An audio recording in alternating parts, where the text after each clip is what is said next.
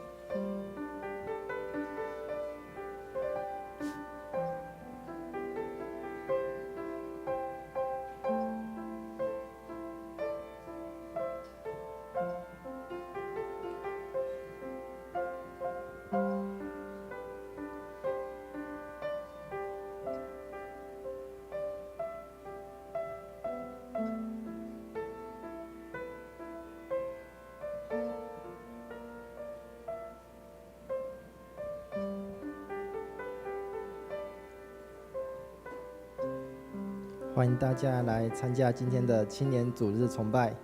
那在开始敬拜之前，我们一起来宣读宣召的经文，诗篇100篇。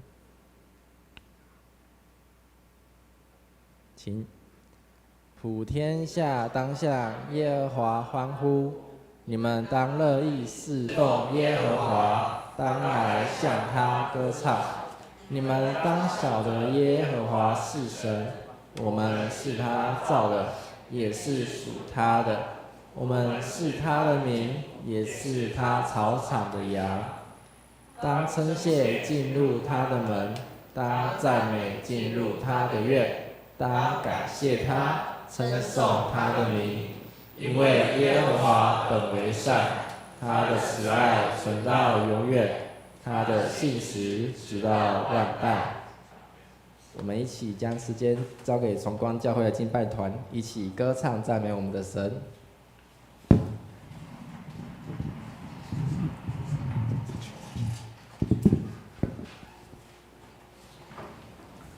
各位弟兄姐妹，大家平安哈！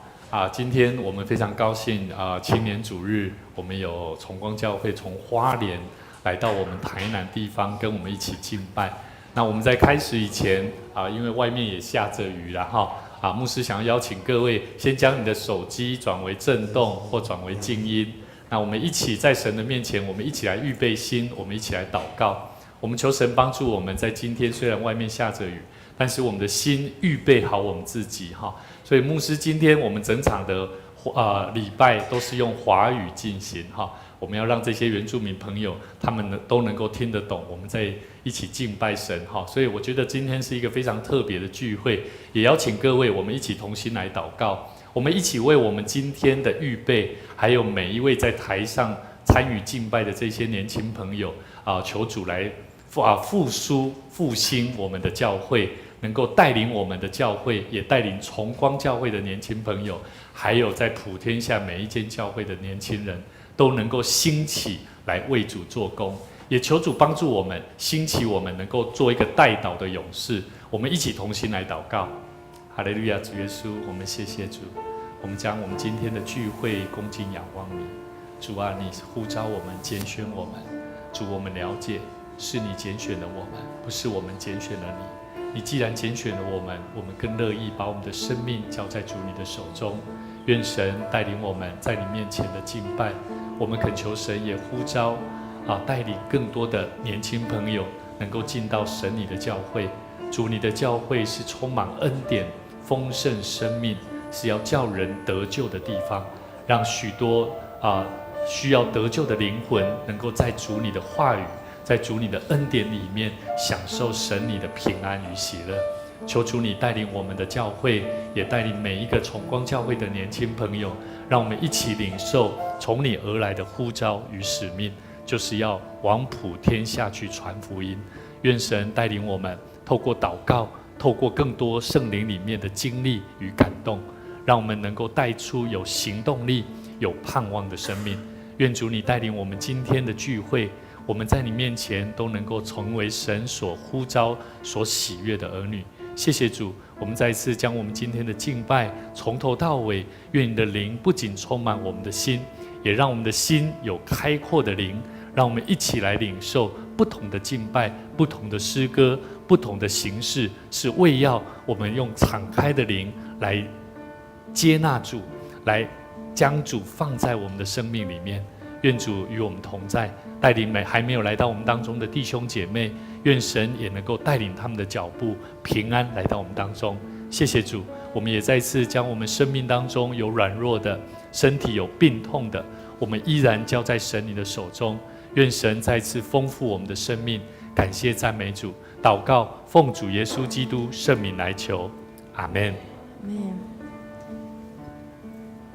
让我们闭上我们眼睛，在敬拜以前，我们来做一个祷告。哈利路亚，感谢主。现在说，我们来赞美你。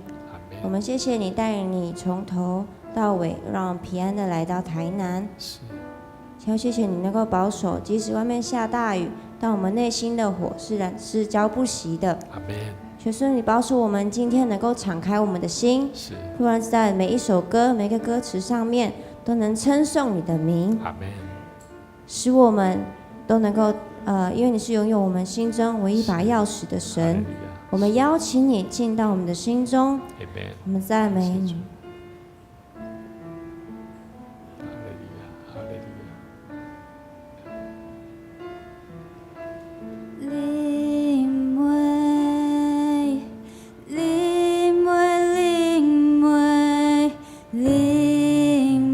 灵媒没有片面的支持，在中文没有翻译，但是在太鲁阁族的语言当中，是看为那些好的事情，就像神一样。让我们一起唱灵媒。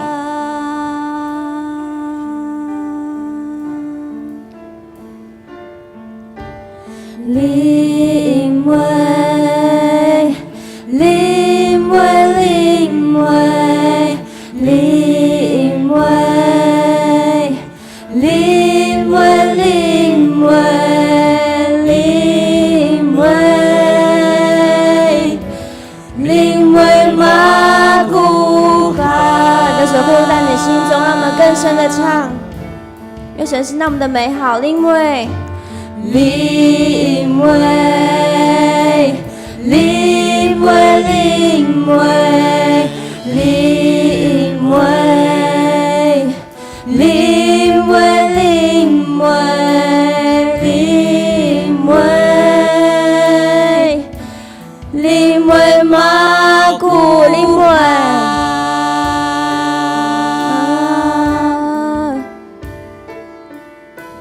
灵媒，灵媒，灵媒，灵媒，灵媒，灵媒，灵媒，灵媒马古哈。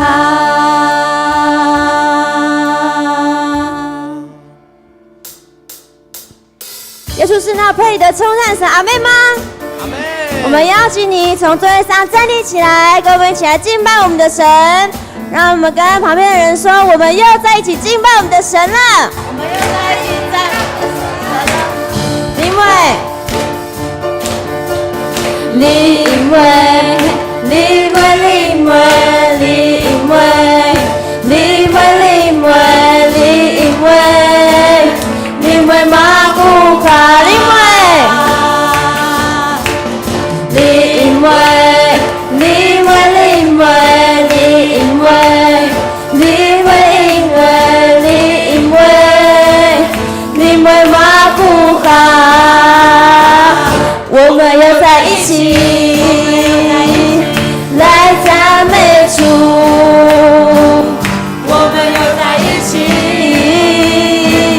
同行，我们又在一起。我们又在一起，让我们可以跟旁边的人牵手，来赞美主。我们又在一起，同心合意。我们又在一起，我们又在一起，来赞美主。主，我们又在一起，同心。我们又在一起是值得赞美的事情，美好事必定要成就美好事，一显明我们又在一起，来赞美主。我们又在一起，先生，我们又在一起，嘿，来赞美主，来赞美主，我们又在一起，同心合一，我们又在一起，来赞美主，我们又在一起，同心合一，美好事，美好事，嘿，一定要成就美好事，嘿，显明我们又在一起，来赞美，欢迎来到美好事，美好事，嘿，一定要成就美好事，嘿，显明我们又在一起，来赞美好事，年轻人美好事，嘿，一定要成就美好事，嘿，显明我们又在一起，来赞美主。主，我们来更深来赞美你，因为你是配得一切称颂的神。那我们邀请你，跟我们一起来做带动唱。那你现在无论在哪一个位置，你可以移到比较空地这边。预备好了吗？好。一起跟赞美，拍手。嘿，一起跟赞美。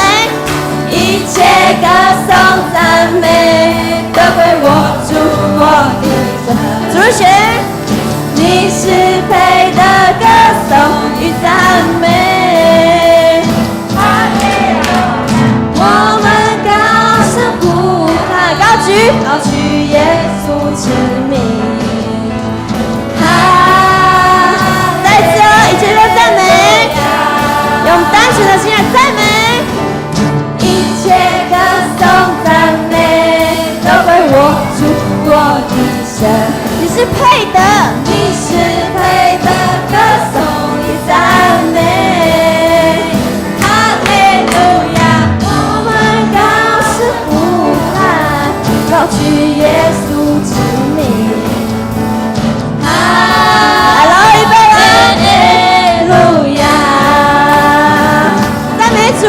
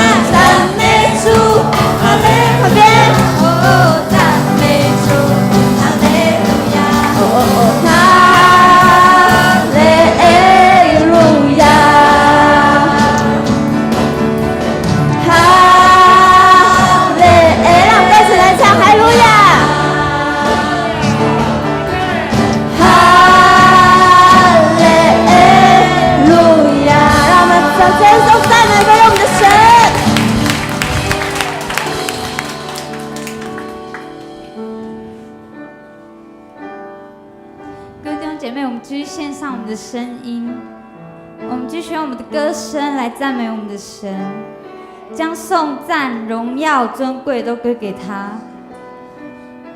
他是至高的神，是万邦所述说那伟大奇妙的神。阿妹吗？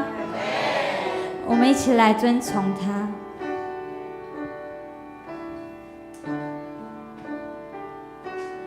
被尊崇，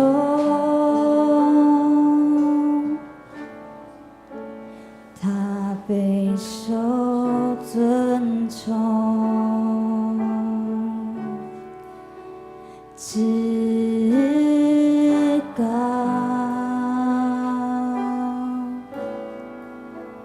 他备受尊崇。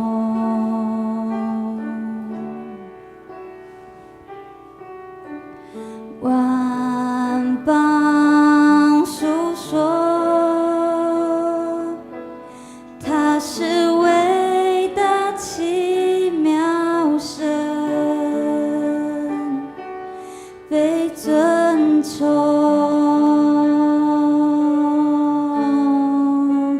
他备受尊崇。我们一起开口，被尊崇。被尊崇，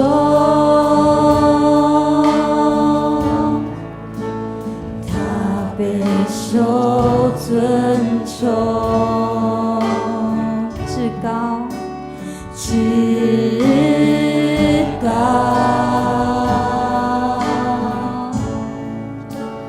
他备受尊崇。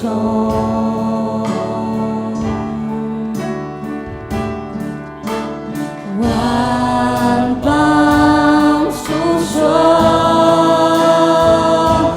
他是伟大奇妙神，被尊崇，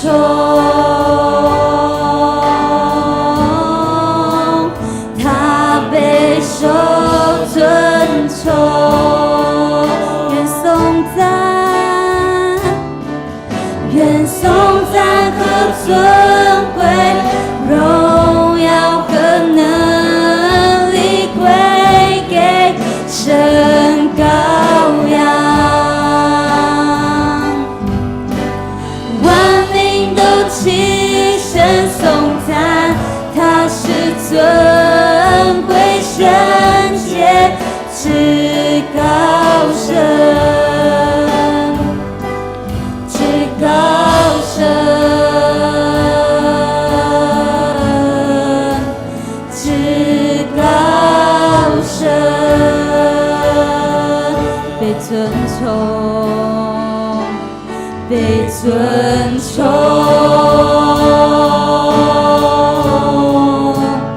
他备受尊崇。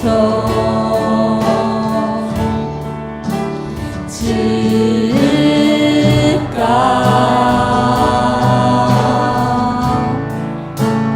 他备受尊崇，被尊崇，被尊崇，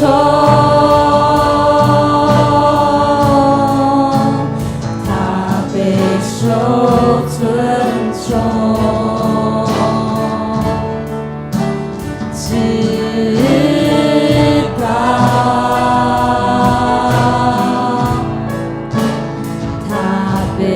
受尊崇，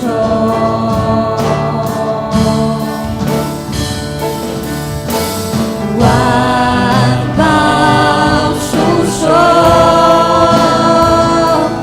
他是伟大奇妙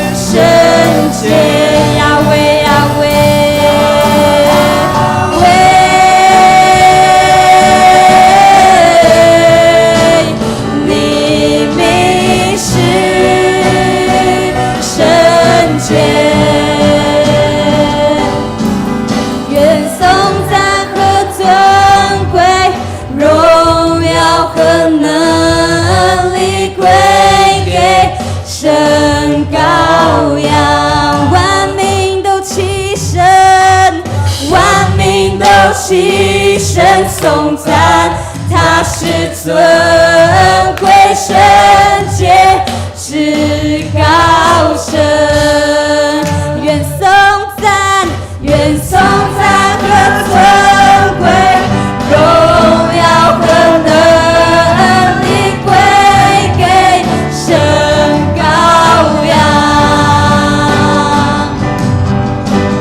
万民都齐声颂赞，他是尊贵圣洁，是高神，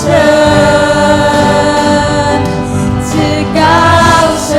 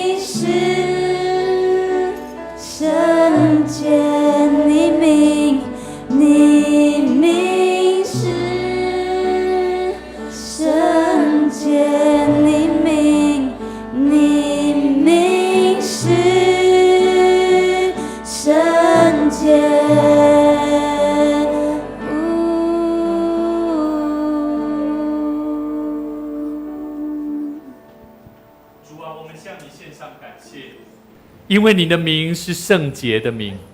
主，我们是你的百姓，我们要活出圣洁的生命。求主你的光来光照我们，让我们一起每一次的敬拜，每一次的赞美都能够成为馨香的活祭。谢谢主，当我们来到你的面前，我们有许多的羁绊，我们有许多的捆绑，我们恳求神来释放我们，透过灵里面的充满，帮助我们去享受圣灵的同在。主啊，你叫我们当我们在你里面，你也要在我们里面成就那美好的心意。求主帮助我们，让我们时时刻刻享受与主你同在的喜乐与平安。谢谢主，我们将一切荣耀归给至高的主。谢谢你，感谢赞美主。我们在你面前献上祷告，奉主耶稣基督圣名来求，阿们。跟你旁边的人说，很高兴跟你一起敬拜。请坐。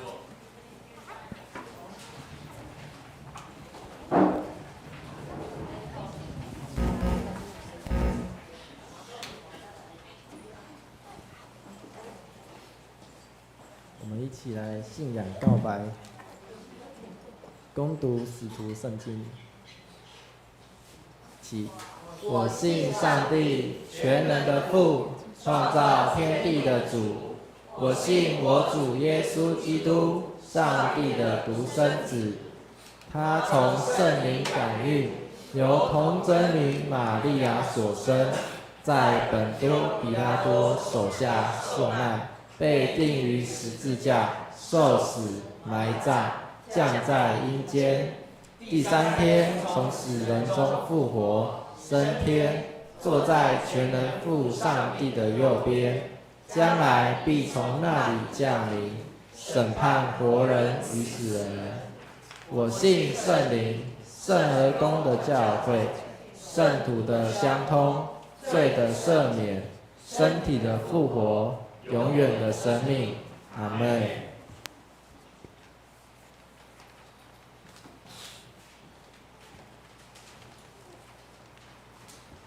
消息报告。我们一起翻开周报。第一点，本主日为青年主日，感谢花莲崇光教会青年与本会青年一同配搭参与礼拜侍奉，愿主带领，兼顾本会青年牧养的工作，请兄姐继续关心带导，令今日小组聚会正常聚会。第二点，本周六6月8号晚上6点半举行第5次小会议室会议。请小会同工参加，该日华语礼拜暂停一次。6月9日举行第3次圣礼典，请兄姐预备心。第三点，第4次长执会定于6月12号晚上7点半，请长执同工留意，该日门徒训练顺延1周。第4点，提摩太牧区7月3号到7月6号举办暑期儿童营，同来探索之踏上信心之路，请有意报名参加孩童，请向提摩太老师或填写线上表单报名，详细内容请看公布栏。第5点，本会青年黄子安弟兄6月6号到6月12号立定排休出国，请关心代祷。第6点，本会李新天执事于5月24号完成眼睛手术，在家休养，请兄姐代祷。接下来读本周金句。我是世间的光，对我的人无兄弟的亮，反等要有花命的光。我是世界的光，跟从我的就不在黑暗里走，必要得着生命的光。约翰福音8章12节。好，大家平安。今天有没有感受到，就是青年非常热情的那个，就是敬拜？有。好，那就是我们现在就是来介绍一下每一位青年，因为大家都比较陌生这样。好，那我们下一张。好，那我们从第1位开始，就是崇光教会的青年。好，第1位是高嘉欣。好，嘉欣。好，第2位是李杰恩。第3位是戴少崇，第4位是妙妍，第5位是张妍，好，接下来是高梦哲，最后一位是陈雅瑟。好，那我们本会的也要介绍一下，来，第1位黄子安，好，下一位黄子轩，第3位林宗璇，第4位林宗南，第5位何成龙，第6位徐玉成，第7位王心如。好，那我们就是继续为了我们本会的那个青年，就是有在学学生，然后也有就是在工作的，就是大家持续为他们代祷。那我们接下来就是来到我们奉献的时间。那今天要跟大家分享一段就是奉献的经文，记载在哥林多后书9章第7节。每个人要照着自己心里预定好的，不要为难，也不要勉强，因为神喜爱那乐意给予的人。那我们请青年同工将奉献袋拿给那个弟兄姐妹奉献。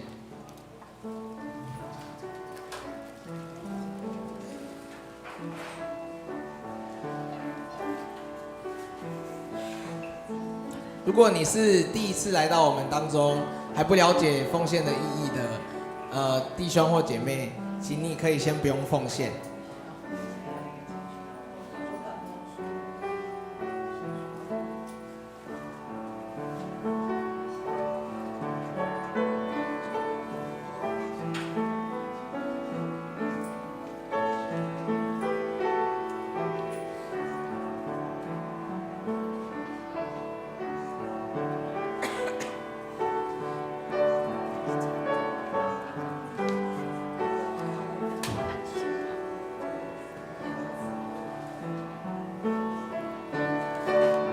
那我们一起起立，我们一起来唱奉献的诗歌，奉献所有。我们用华语来唱。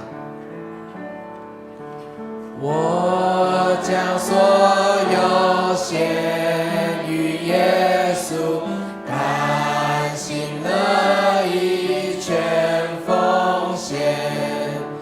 我要时常爱主靠主，天天活在主面前，全所有奉献，全所有奉献，献给爱我尊贵救主，全所有奉献。让我们一起来齐声宣读奉献宣告的祈祷文，用华语来念，请。我相信凡事都是上帝所创造，他拥有赏赐与收回的权柄。此时我愿意从你所得到恩典，用感恩与敬虔的心奉献在你面前。求主在我每次甘心乐意的奉献中，操练我更加顺服委身，分别我的生命。我相信奉献是栽种丰收的种子，我深信奉献是实践基督的生命，我确信奉献是生命主权的交托。求主按照你的信实与怜悯赐福我们，保守你的教会，兼顾你的百姓。奉主耶稣基督的名来求，阿们。大家请坐。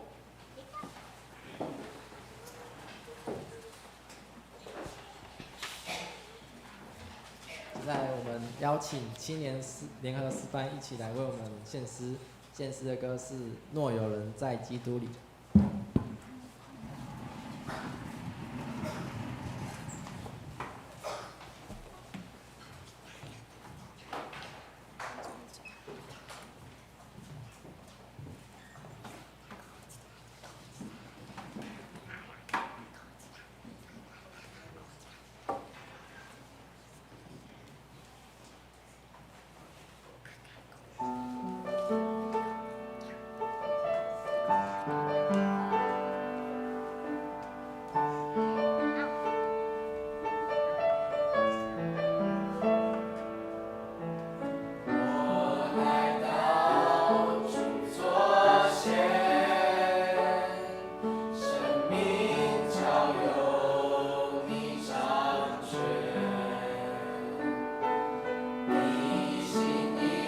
现在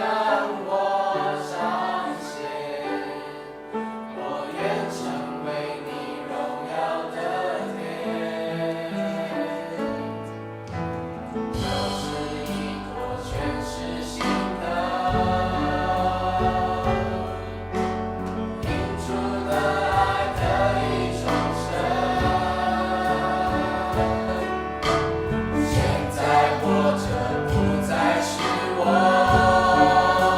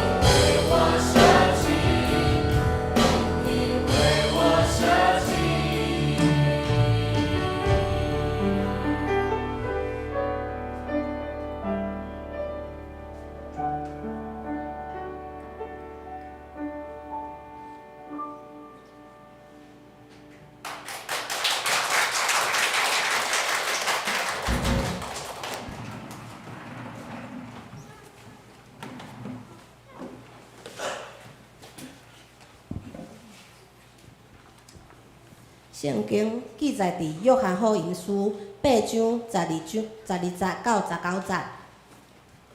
耶稣阁甲众人讲：我是世间的光，对我的人袂伫黑暗中生活，反倒有活命的光。法利赛派的人就对伊讲：你咧为家己作证，你的见证无效。耶稣应讲：虽然我为家己作证，我的见证有效，因为我知我对倒位来，要去倒位。毋过恁毋知我对倒位来，要去倒位。15节，恁用人的标准批判人，我无甲人批判。我若批判，我的判断正确，因为我毋是家己一个咧判断，是找我的爸甲我做伙判断。搁恁的律法有记载，有2个人作证，伊的见证才有效。我为家己作证，找我的爸嘛为我作证。因就问耶稣：你的爸伫倒位？耶稣应讲：恁毋捌我，嘛毋捌我的爸；恁若捌我，嘛会捌我的爸。华语，耶稣又对大家说：我是世界的光，跟从我的会得着生命的光，绝不会在黑暗里走。法利赛人对他说：你在为自己作证，你的证言是无效的。耶稣说：即使我为自己做见证，我的证言也是真实的，因为我知道我从哪里来，往哪里去，你们却不知道我从哪里来，往哪里去。你们以人的标准来判断人，我却不判断任何人。即使我判断人，我的判断也是正确的，因为我不是独自判断，而是那位差我来的父亲跟我一起判断。你们的法律书上记载着，有2个人见证相符，他的见证就算有效。我为自己做见证，那位差我来的父亲也为我做见证。于是他们问：你的父亲在哪里？耶稣回答：你们不认识我，也不认识我的父亲。如果你们认识我，也就会认识我的父亲。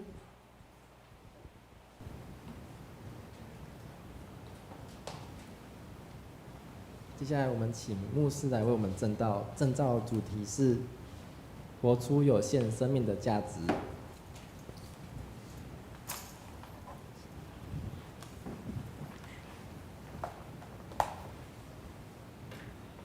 各位弟兄姐妹，大家平安有没有感觉有一个非常新鲜的感觉？不同，好，这个就是敬拜。享受在敬拜里面，是因为这是上帝所期待我们在他面前的敬拜的方式。所以，当我们每次来到神的面前，我们都要抱持着这样子的喜乐跟敞开的心。那也非常高兴我们这个崇光教会的年轻朋友，他们远从花莲来到我们当中。你可以看到，他们昨天晚上他们在一起的时候就是很欢乐，晚上都很晚睡觉。可是他们早上的敬拜是充满活力的。所以我们在神的面前，我们不要因为我们的限制跟软弱，而让我们不知道怎么样去敬畏神。所以感谢主，我们在神的面前牧师也非常高兴在我们当中，我们的陈龙即将要毕业了，6月底他就要离开台南回到桃园的地方继续工作那牧师也看到陈龙他在我们当中，从一个生性害羞，然后偶尔才来教会一次那到最后几乎每个礼拜大概有2到3天，几乎都会在教会出入。那我感谢上帝其实我们教会现在上帝从这个703项然后到这个地方，然后到是一个大桥国中国小还有南台科技大学的一个中心点牧师也更期待，除了我们要更努力去做带领人、带领年轻人，甚至家长能够进到上帝的教会，一起来认识这位上帝。那在我们的生命当中，相信一定很多人都会说：哇，今天礼拜不太一样连司会都穿学士服那其实这个就是一个非常特别我牧师也蛮期待的。一年我觉得不是只有一次他们年轻人在一起就说：牧师，我觉得这个要在一年要再多一点我觉得有机会，因为我们教会大桥教会同工每一个人都很辛苦身负好几个职分所以他们都很辛苦。牧师还蛮期待，就是不管是小组，甚至每一个人都是可以参与侍奉的。所以我们要为我们的教会同工、牧者，还有我们的年轻朋友，在许多侍奉上面工作的弟兄姐妹，我们要为他们祷告，然后给予支持跟鼓励。也跟你旁边的人说，期待你也能够一起来加入我们侍奉的行列。期待你也能够一起加入我们侍奉的行列。侍奉神的行列是在于我们有一个感动跟领受，而我们在神的面前，我们乐意跟上帝说：主啊，我也愿意将帮我的生命交在主你手中，求你来使用我。如果你不知道怎么服侍神，但是你有金钱，那你可以做什么？你可以做奉献。那如果你是有非常足够的体力跟智慧，那牧师也邀请你一起来加入侍奉、带领人、牧养人。那我一直觉得每一个人的眼中，每一个人的眼光都不太一样，但是只要神感动我们的心，你会发现你的眼光会超乎你所求所想。阿们。所以这一次他们从昨天中午来到台南的地方牧师特别邀请说也辛苦我们的子安弟兄子安同工非常辛苦，从头陪到尾。我就说他们从花莲花车票钱，然后来到台南，我们教会就是要尽到一个地主之谊，他们的餐点都由教会青年的这个牧区的经费来做奉献，来做关心。那我觉得这是一个非常恩典的事情，因为我们也是在不足没有的时候，上帝透过这个王雪红基金会帮助了很多地方的教会。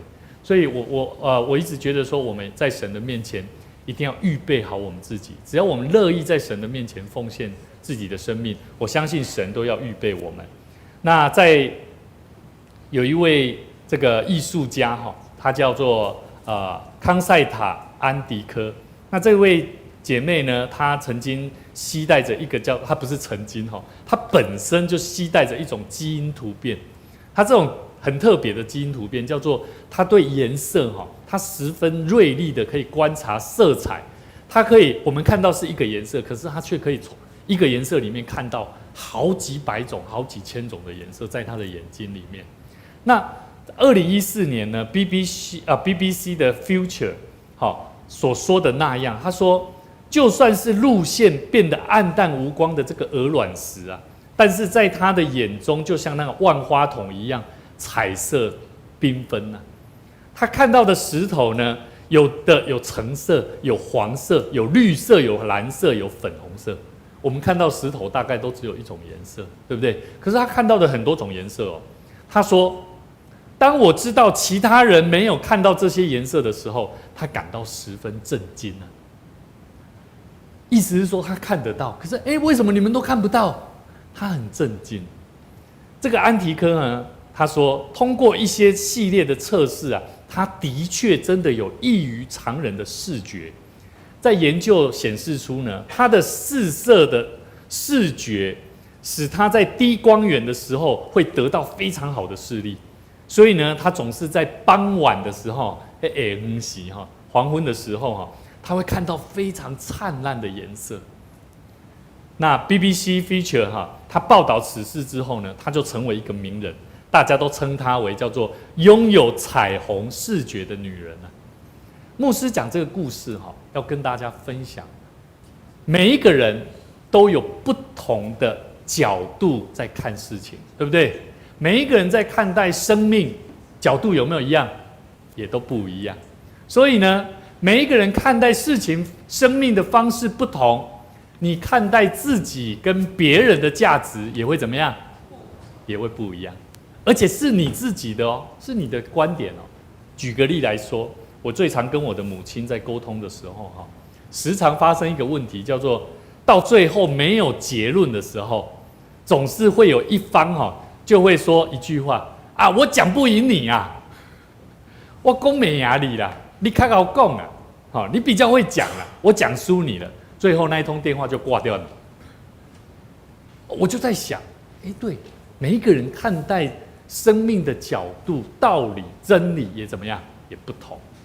可是呢，我们却需要不断的在人与人之间，其实都有一个叫做共同利益有没有？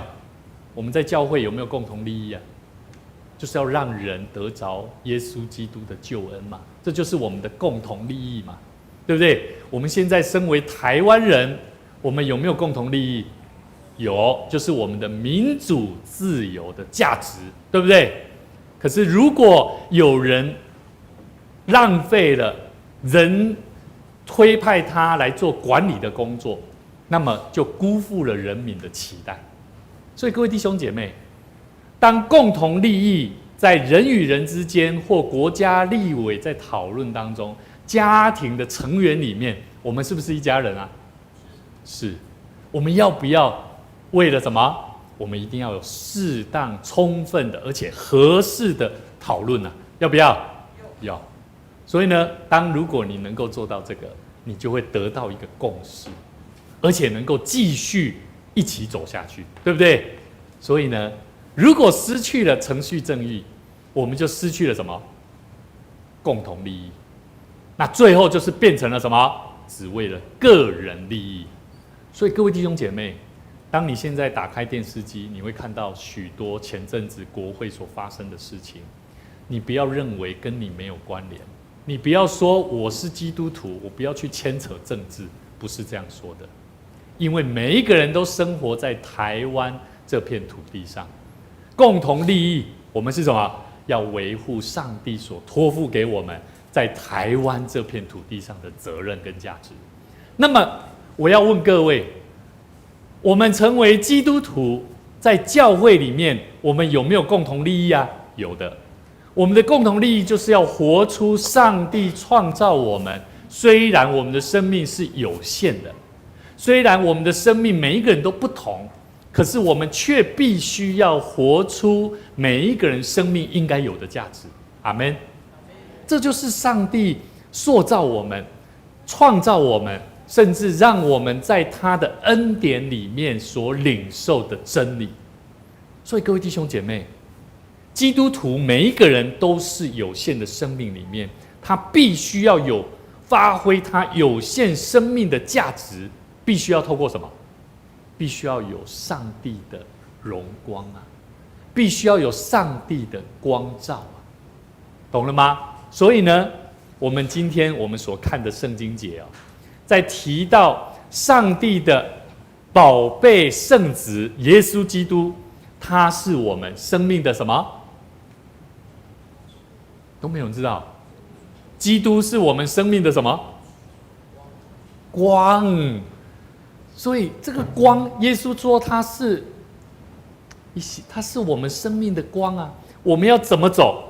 我要告诉各位，今天我们看的圣经节在前半段发生什么事情？发生法利赛人跟律法师带着一个通奸的女人来到众人的面前，要怎么样？要看耶稣怎么回应啊。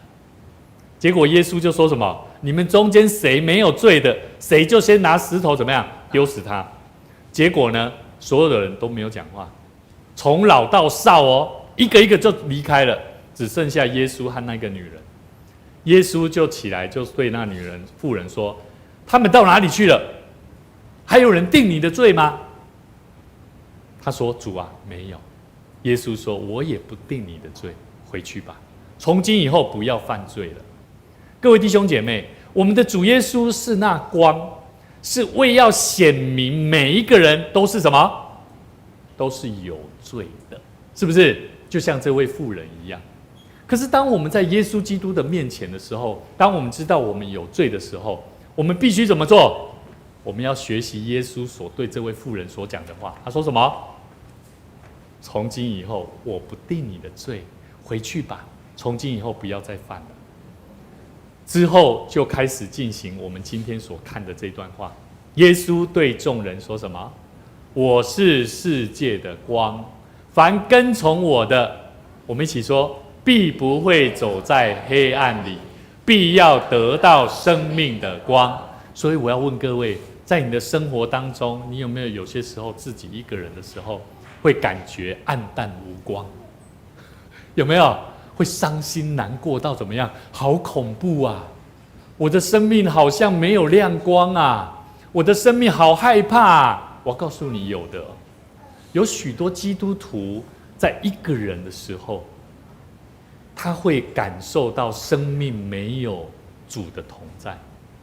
所以各位弟兄姐妹，我们要了解圣经里面耶稣说：“我是世界的光，凡跟从我的，必不会走在黑暗里，必要得到生命的光。”主为自己做了一个见证啊，是不是？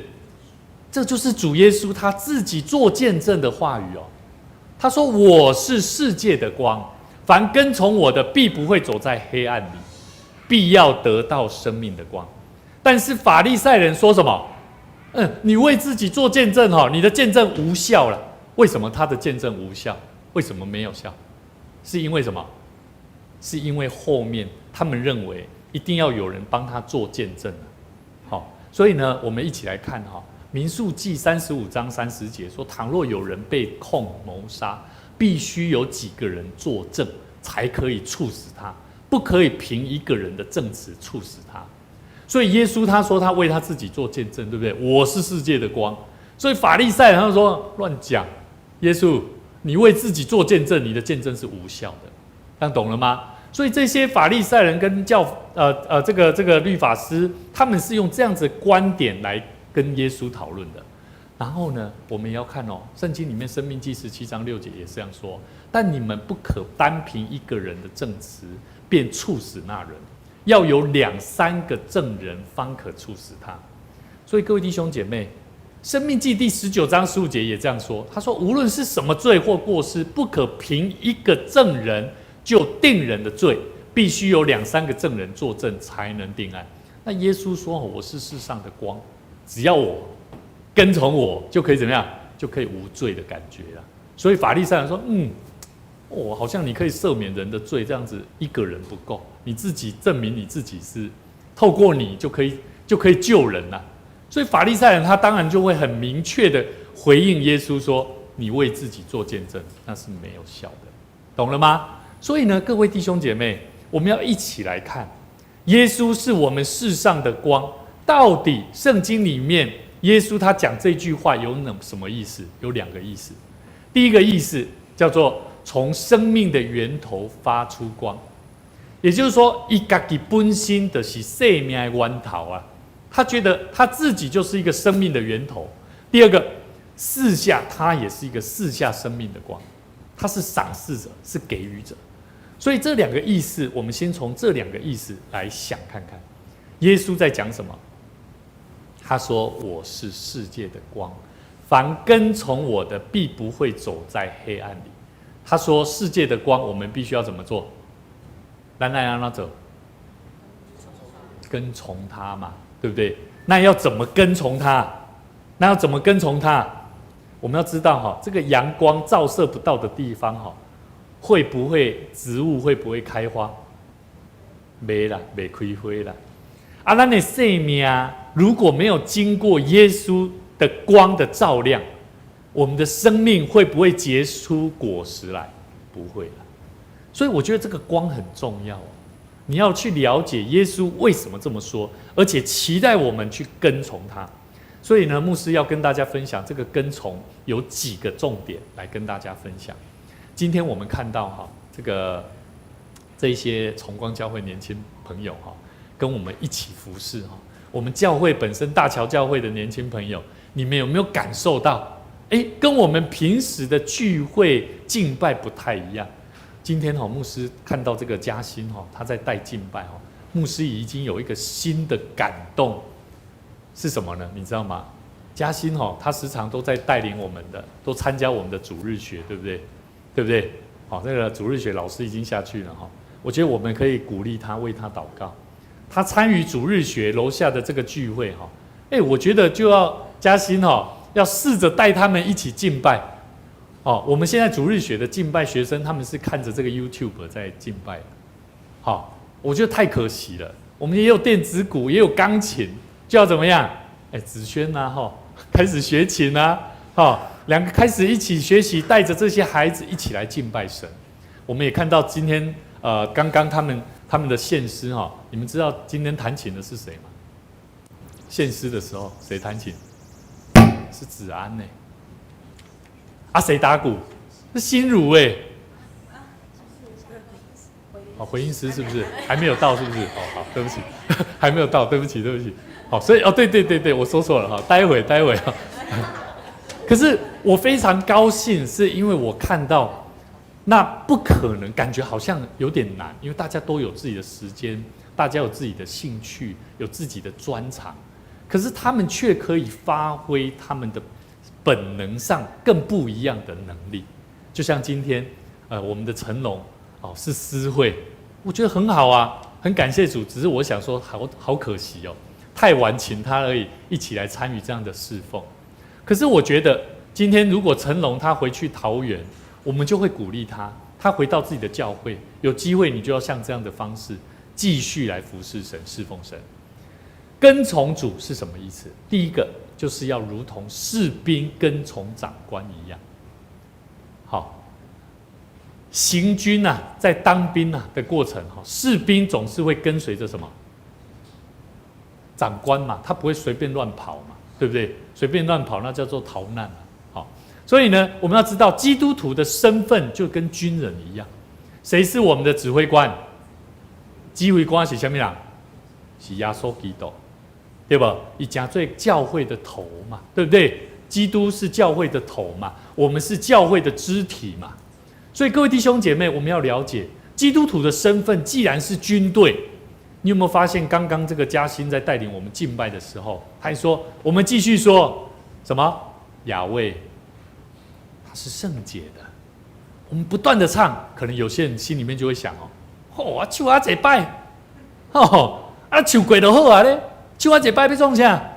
我告诉你，当你顺服神，你会发现你就是要跟从，他说什么你就跟，他做什么你就做，这就是军人如何顺服在神的面前应该有的生命态度。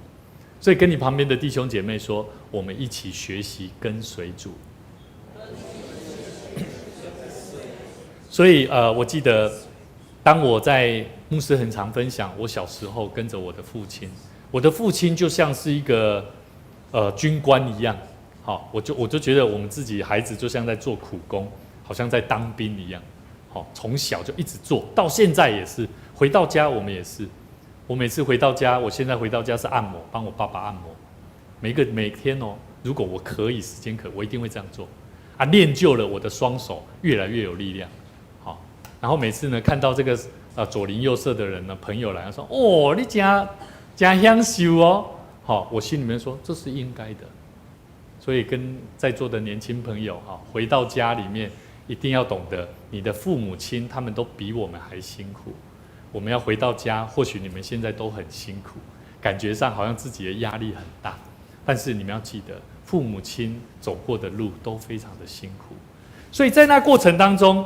，2个礼拜前我们参加这个国际祷告会，好，我们就是讲究的，我们强调的就是众教会，不管任何教派，大家就是什么，就像军队一样，要跟随着耶稣基督来走这条路。第二个顺服是什么意思？什么跟从？怎么跟从的？另外一个意思叫做仆人跟从主人。无论主人走到哪里，仆人总是随时在他的旁边呢。好，准备要做什么？要执行所托付的工作了，服侍主。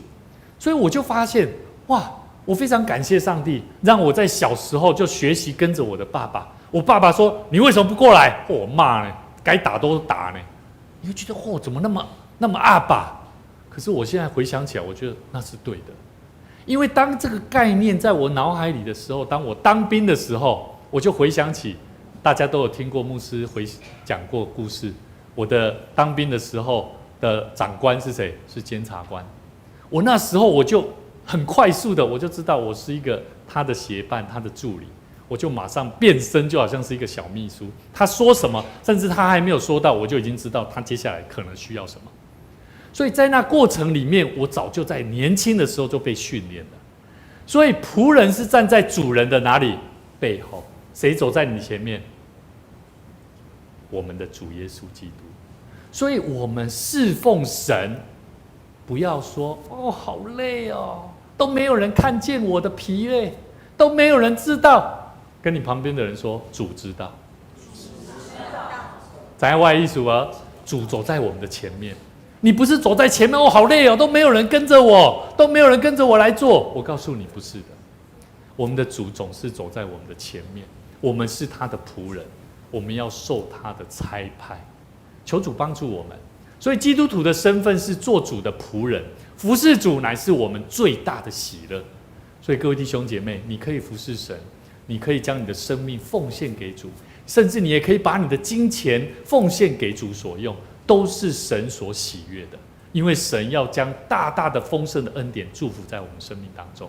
第三个，跟从有另外一个意思，叫做什么？接纳智者提出的忠告。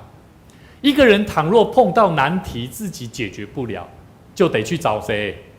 找专家嘛，对不对？啊，如果你每次遇到问题，你都不去找主耶稣基督，你也不找上帝，你也不祷告，怎么样？你会不会有智慧啊？你不会有智慧的。所以如果他足够聪明，他必定会去接纳他所给予的忠告。这样懂了吗？所以各位弟兄姐妹，我从以前有这样子的习惯，就是知道我要做一个不管各行各业，我就是在什么样的环境下，我就是要做什么样子的人。所以当时候我在带着我们的同工子安的时候，我就托付他，告诉他，我说子安，牧师说什么你就做，你不要有任何怨言，你就做吧。有任何问题你都可以跟我讨论，你尝试看看。好，我们现在华语礼拜六没什么人了，牧师也鼓励你们，如果礼拜天你真的没办法来，牧师期待你礼拜六，至少你要来参加华语礼拜。那这个时间就是牧师会特别预备用礼拜六，就是希望让弟兄姐妹，如果你刚好礼拜天真的没办法来，你至少礼拜六还可以来参加主日聚会，一起来听主的道。那在那过程当中，我时常跟子安在讨论，没有人怎么办？但是我们都有直播。所以有一些弟兄姐妹也都是观看直播来到教会的，所以牧师很期待，当我们一起学习接纳智者，其实上帝是我们最好的智者，主耶稣也是我们最好的智者，在我们身边有许多的教会弟兄姐妹的朋友，都像是智者一样，会时常提醒我们，给我们一些忠告，我们都要学习虚心受教的心。好，所以呢，各位弟兄姐妹，基督徒以基督作为人生的什么顾问啊？好，要记得我们这位顾问非常爱我们的。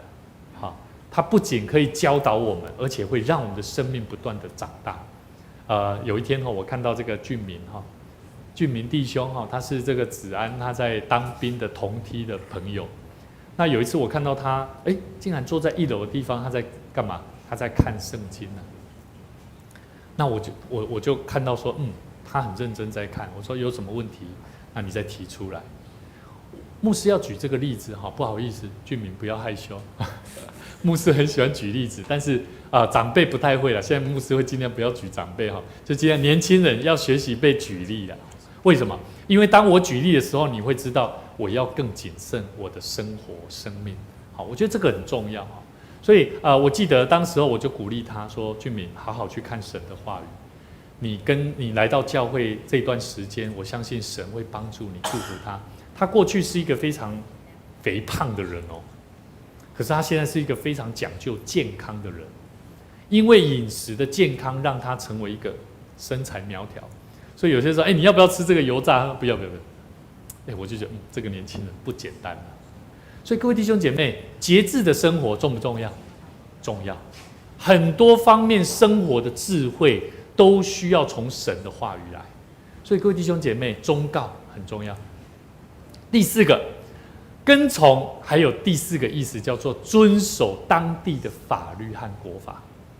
我觉得一个基督徒要跟随主不是单纯只是你要，反正政治社会有什么问题我都不管我只看圣经好，那些事情跟我无关我也都不去接触，什么都不管。好，家人有些时候说：那你有没有关心国家？可不可以为我们的国家祷告我祷告不为那些事情祷告的啦，我祷告只为神所期待的事情。这还蛮矛盾的对不对？上帝所期待的事情，不就是希望我们在这世上要做好的管家吗？是不是？可是我们却在祷告里面，我们都把生活自己的那一层面跟这个环境都是切割开来的。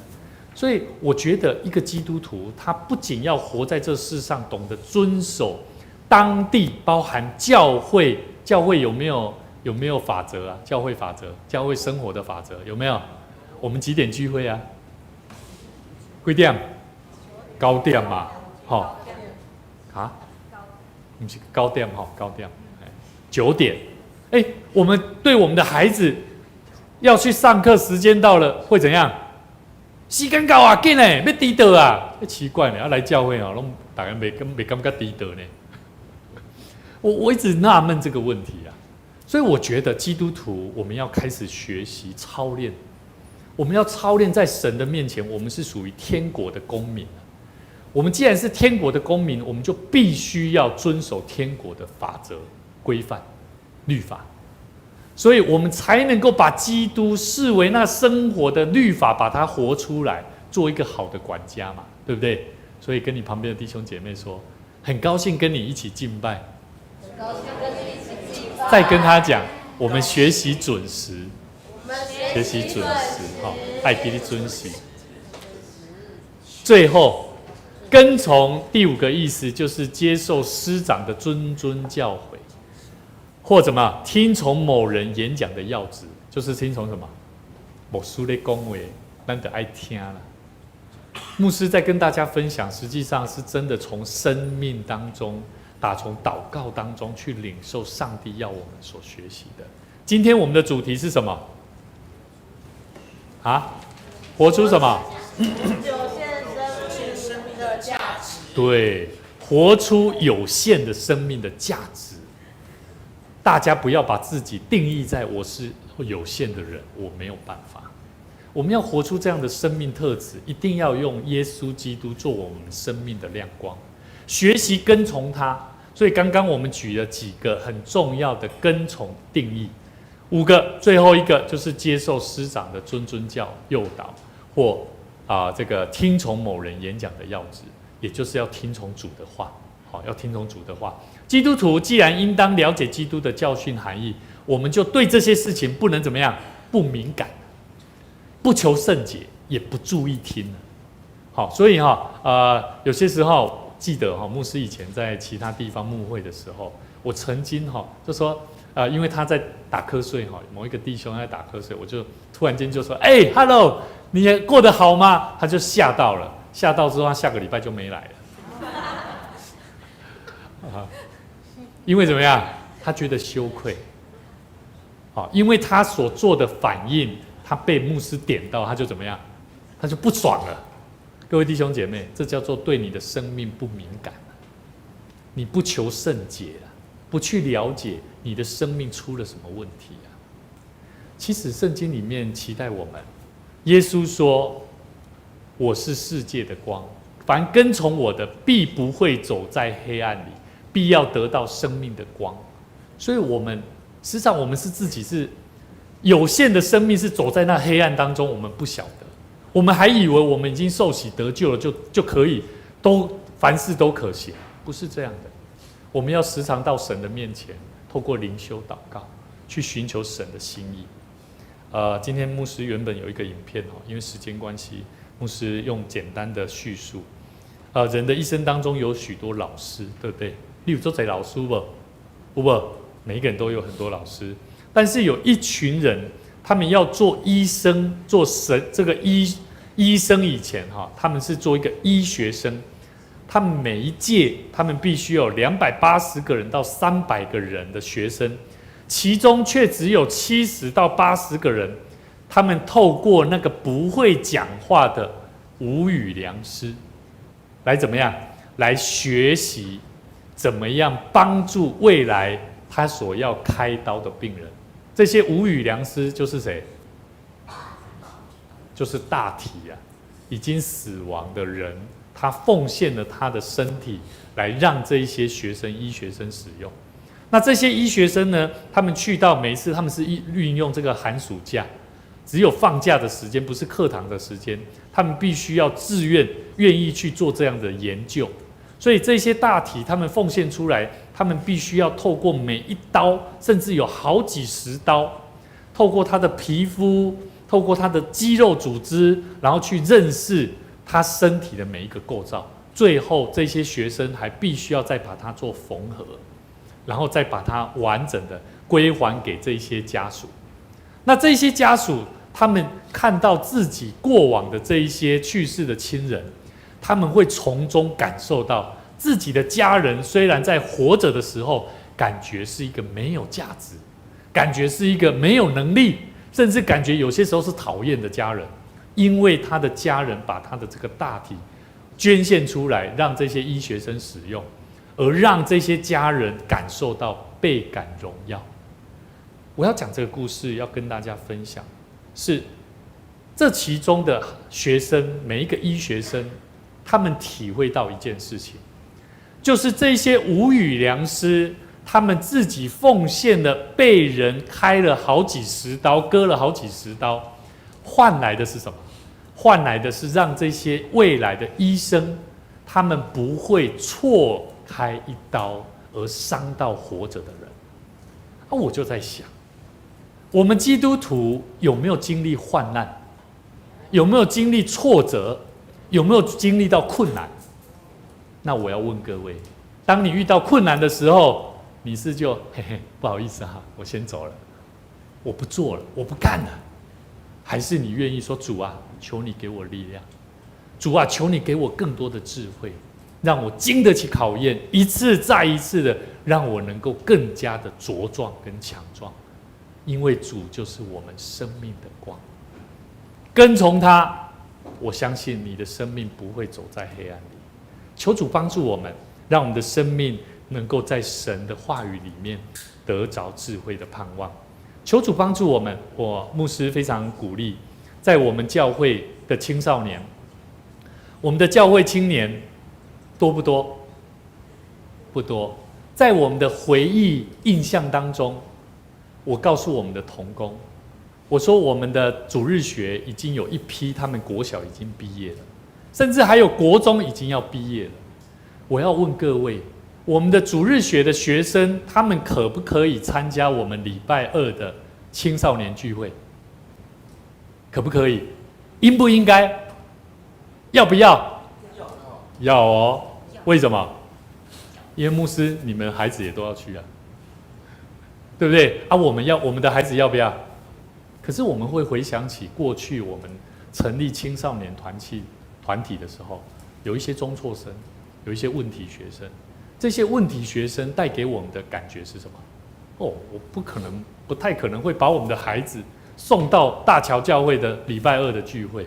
我跟我们的同工讲，从我们的主日学就要开始教育了，就要培养他们未来在教会里面，无论是国中、高中，他们都是强壮的。所以今天我看到中南、中选，还有陈龙、音控，他们做什么教会的侍奉工作，他们是被提升了很多能力，敬拜的侍奉。所以我非常感谢神，我也在跟这个跟我们的朋友在分享，我们有一位孩子，他想要学电吉他，我就说来找我们的中选。中选昨天我在跟他聊的时候，发现说，他好像高中的课程有点困难。那我就说，那这个功课很好，他想学电吉他，那正好你们两个怎么样，互相学习。所以你功课不好，他想学电吉他，他功课很好，那你就互相啊。所以我就跟中选讲，中选不要活在自己的世界，在那边读书，读不出一条路来。你要让上帝来带领你走啊！你来教会，牧师相信你会成长，你会更快的学习到很多该有的能力。所以求主帮助我们，你要对教会有没有信心？你要对教会有信心。当牧师那一次去花莲看到这些年轻朋友，我觉得这间教会会强盛。那里半山腰上哦，那里山上哦，他们教会在山上哦。那个他们的青年说，牧师，我们这个妙言妙言是少崇的妹妹，她本身她自己说，牧师，我现在在我们的那个崇光部落我现在每天在那边跑步，是不是？是他讲的还是吗？还跑步我们在平地的生活，你想要健康，你有没有在运动啊？懂我意思了吗？你要立定志向。我们有耶稣基督做我们生命的光，你要学习跟从主。就像刚刚牧师讲的那5个，如果你记不得，你可以再把我们教会的那个周报右下角有一个 QR code， 扫描进去，你就可以把今天的主日聚会牧师讲到的内容再把它调出来看一次，那5个内容再把它写下来。好，求主帮助我们，让我们一起在神的恩典里面，让我们在学习帮助我们在未来的道路上都能够成为别人生命的祝福。当牧师看到10年前台湾发生太阳花运动，当我又看到今年台湾有很多的高中生，他们为了台湾的民主自由运动，他们愿意付上行动，可是我们在国家所这些管理的人，他们却用这样的方式在管理我们的国家，所以我们要好好为我们的国家领袖来祷告，求神帮助我们，让我们在主耶稣基督做我们生命的亮光当中，指引我们走在神所合宜祝福的生命道路。我们一起同心来祷告。主啊，我们恳求你赦免我们的罪。我们知道在许多的事上，我们的生命就如同瞎眼一样，我们看不清楚自己的生命是何等的有限，我们不足以软弱需要，而不愿意回到神你的面前。求主你帮助我们，让我们学习跟随主的亮光，在我们生命里面作为我们生命的那道光，学习跟随他来走。我们相信我们可以看得更清楚，我们可以在成长的路上得到应该有的营养。我们求主帮助我们，光照我们的生命，在我们生命即将枯萎衰退的时候，即将老化的时候，但我们晓得主啊，你是我们生命的光，是我们生命的本质。主你曾说，我们这睡着的人当醒过来，从死里复活，基督就要光照我们了。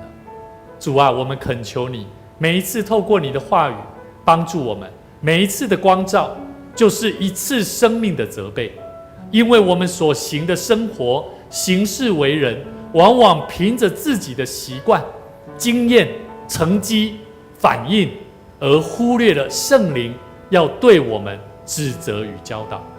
恳求你再次赦免我们的罪，透过你的话语的亮光，让我们更多的认识救主耶稣的心意，更认识天父上帝。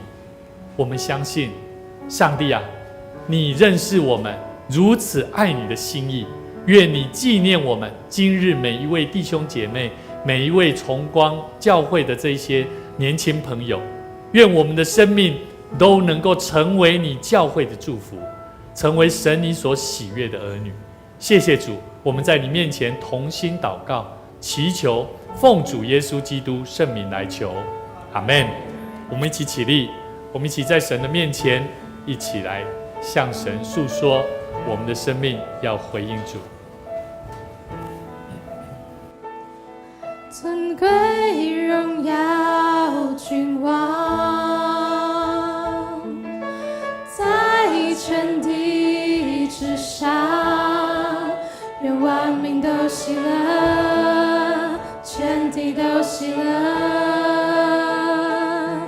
主你满有荣光，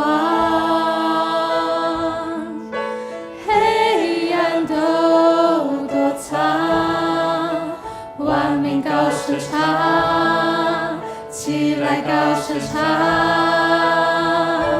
我神真伟大，歌颂你生命真伟大，全地都看见我神真伟大。喜在永在君王，喜在永在君王，从今直到永远，你从不曾改变，永存在天地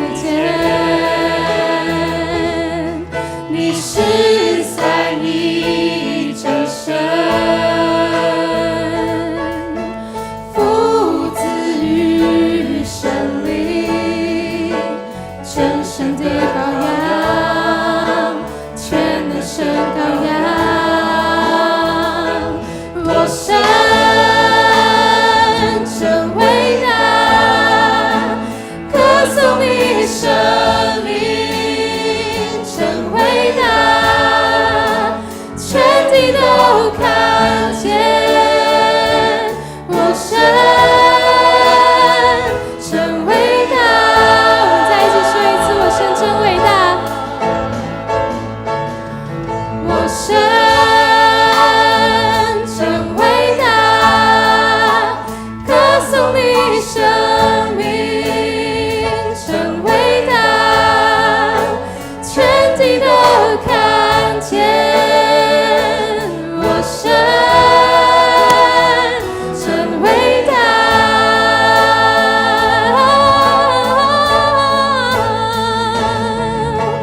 你至上尊名，配受到赞美，全心歌颂我神真伟大。我们再一起说，你至上尊名，你至上尊名，你至上尊名，配受到赞美，大赞美，大赞美，歌颂我神真伟大，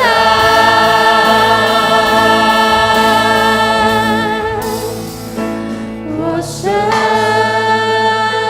真伟大，歌颂你生命真伟大，全地都看见。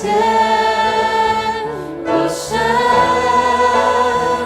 真伟大，我们一起赞美他。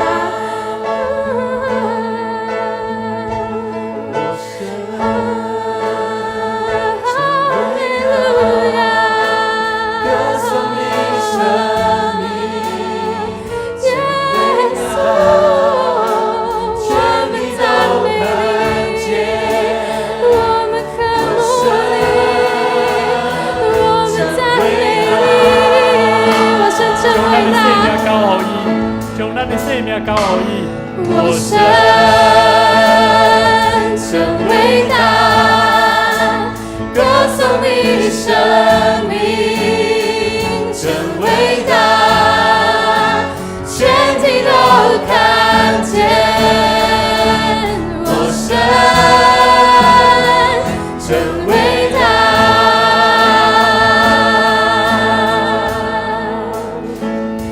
我神真伟大，歌颂你生命真伟大，全地都看见。我神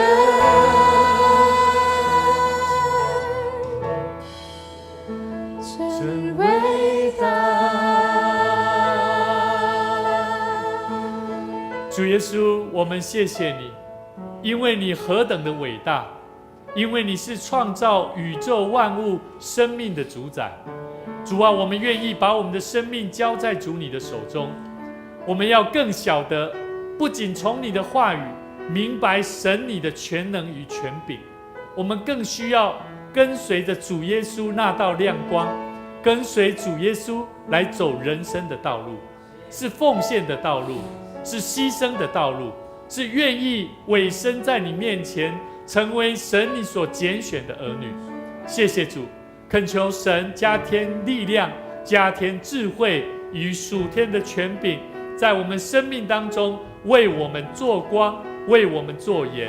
我们也愿意把我们的生命在这世上成为做光做盐的生命。愿主耶稣基督的恩典、天父上帝的慈爱以及圣灵的扶持与相通，与我们众人同在，从今时直到永永远远。阿们。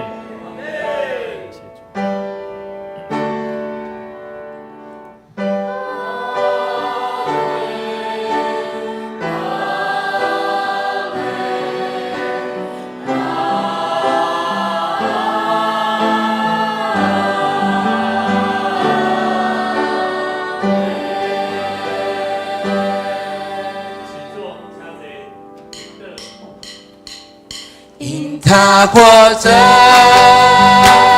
我们面对明天，因他活着，不再惧怕。我深知道，他掌管明天，生命充满了希望，只因他活着。